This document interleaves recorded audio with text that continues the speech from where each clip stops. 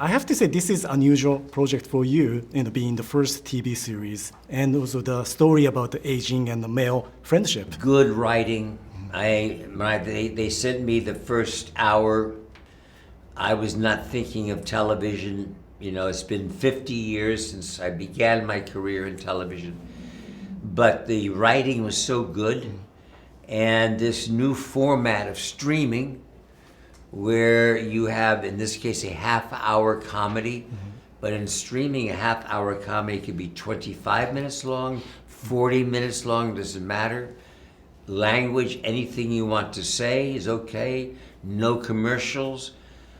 It's like a half-hour movie, so there were just too many good things going forward at this point in my life, and I had made enough small independent movies, and had been frustrated enough about the results of them that I thought this was a good way to spend my time, and it has been. And being part of this wonderful show, what has been the biggest surprise for you? The biggest surprise, I think, has been the comedy, which is why I did it, because I hoped we would have the comedy, but it turned out better than I thought.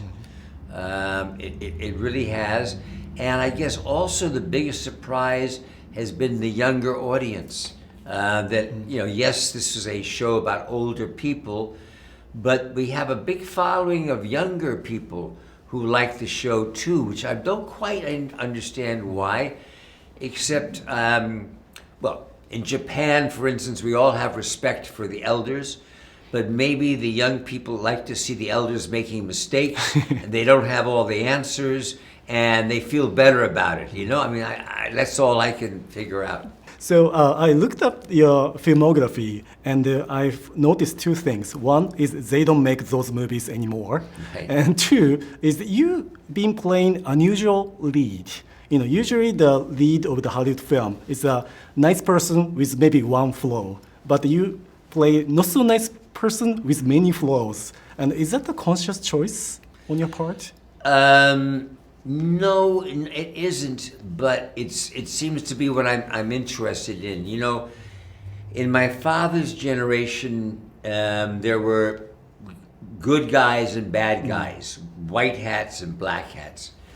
For me, I'm a product of the 1960s, and I don't know how much the Vietnam War played in my life, but all of a sudden, growing up, here was this situation that was confusing, and a lot of people disagreed with our own government. And so I began to see things in a gray area, not black or white, but gray.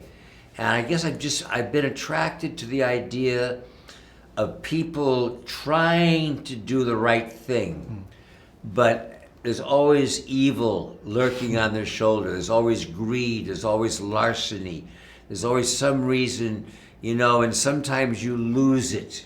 You go the other way, and then you take this into like fatal attraction, into adultery, or you made a mistake.